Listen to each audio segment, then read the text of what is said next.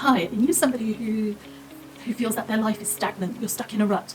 You feel something's missing. You do want progress, but you're just not sure how to get started or to resume that self-development journey. If that's you, then do please stay tuned to this short video. Hi, I'm Dolly Malik. Formerly in corporate leadership, I'm now blessed to be an international philanthropist and also a certified health and wellbeing life coach. And in this short video, I'd like to share with you 5 powerful questions that were actually pivotal in my major transformations throughout my life journey so far. And hopefully they should help support and aid as a guide for you as you kickstart or resume your self-development journey. But before we start, I just wanted to share with you a little bit of prep work that could assist you. And that is, firstly, to grab a journal and a pen. And the second part is maybe to just go outside for a few minutes, just to be away from your daily habits and chores in order to actually gather your thoughts when you're undertaking this task. And the third thing, and probably the most important thing, is listening to your OI. If you're not sure what OI is, do tune into one of my earlier videos where I explain what OI is. And again, these 3 points will just help you, although you can just as equally get started right now with what I'm trying to share. Now, the importance of grabbing a journal and a pen, it's kind of the old-fashioned way, is that it's important to write things down.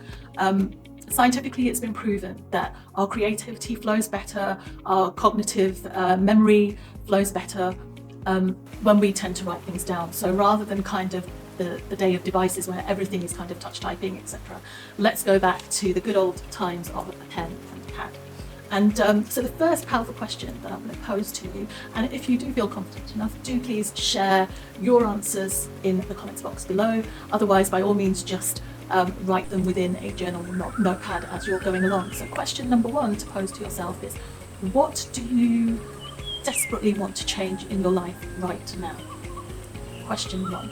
So for me, for example, during a pivotal time in my life so far, it was that I was just not happy with my corporate career. I'd always had a long-term goal to reach leadership, and then I kind of went with the age-old society ways of you must have a job and a career, as a means of money, etc.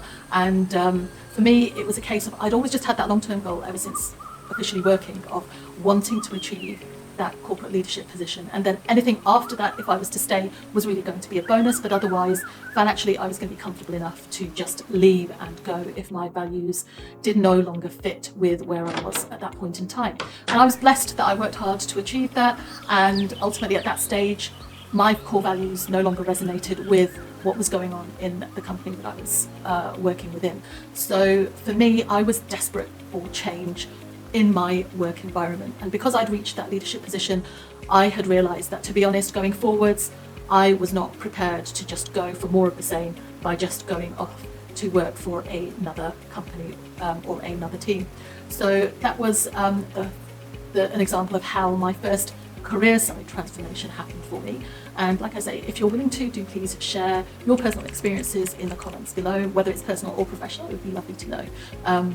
Moving on to question number 2. And question number 2, this is a hard one, I would say. And this one is about, what truth are you avoiding telling? It's a big one and it's a hard one. And for me, I would say the biggest transformation where this occurred when I was asking myself this question was in my personal life. I decided at that point to exit a long-term relationship that was no longer fitting me.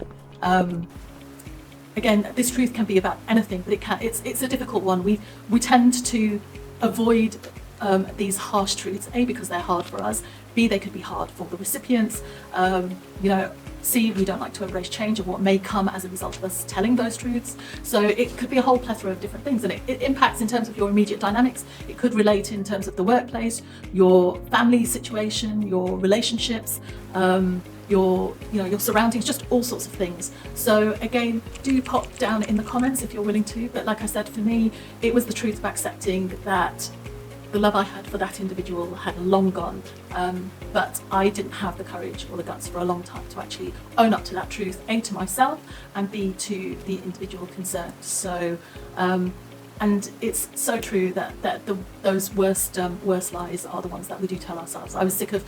Eventually I was sick of being out in public, being seen as the perfect couple at events and things, the couple that people kind of aspired to or were hoping that, you know, they would find partners like, yet at home it would be the complete opposite. So I think that's the thing, when you're not truthful to yourself and then truthful to the wider audience that deserves that truth, you're doing yourself an injustice, you're doing them an injustice, and ultimately you're losing your identity in the process. And that's very much what happened to me. So that's question number 2, and moving on to question number 3. Question number 3 is, what things have I been told that I should do that I have not been comfortable about during my life? Now, this could be anything, and it probably hovers more around maybe societal and parental conditioning, you know, certain things like that. So again, an example for me would be coming from a South Asian background. When it came to careers, and I was at the stage of taking like my higher education, and even younger than that, when people used to ask me at events what I would like to become as a career when I grow up, before I even had a voice to speak, my parents would kind of interject and say, oh, she's doing medicine just like we did. Whereas I took that chance, I took the courage and actually changed my subjects from the sciences to the arts when it came to the pivotal time. And it was kind of going against what my parents expected and what society expected, especially the kind of society that I come from, of it was not the done thing to be going towards the humanities and the arts. But for me, it was an important part because that's what I was passionate about, and that's what I then progressed. It was what I was destined to do, and it's what I achieved the most out of. Moving on to question number 4, and question number 4 relates to, if you see yourself as having bettered yourself in 12 months' time, then what daily habits do you feel you need to get rid of right now to achieve that? Have a think about that one.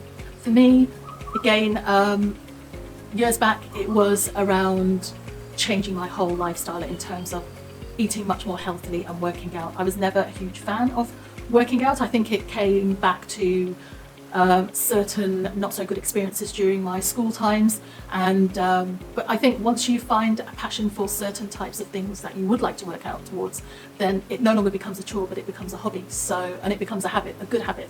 So that's something for me, but it could be all sorts of other things for yourselves. You know, it could be an addiction to something that you want to give up. You know, it could be whether it's smoking, drinking, certain types of food, consuming less on social media, etc. So that's question number 4, is what habits would you be willing to change right now in order to make your life better in 12 months' time? And moving on finally to the 5th question, and the 5th question is, what are you willing to let go of? Again, it can be a difficult one. All the questions kind of interlink in a way. But in order for us to welcome in new opportunities, new energies, new relationships, new friendships, etc., new surroundings, we have to make space for them, right? So it would be impossible. It would get overwhelming and overstressful if we were to keep everything that we've got right now and not make space for new and better to come through. It would be a complete mishmash. There wouldn't be any real progress with doing that. So as hard as it could be, letting go is an important stage towards self-development. So do pop down in the comment section, what would you be willing to get rid of? For me, myself, I've done numerous moves in recent times in terms of home moves, and I've helped in terms of with my parents' moves and things. And I think things like that in terms of physical moves can be quite difficult, especially if you've been in a family home for so many years. And I remember it used to be a bit of a nightmare when my parents decided to leave the UK and retire back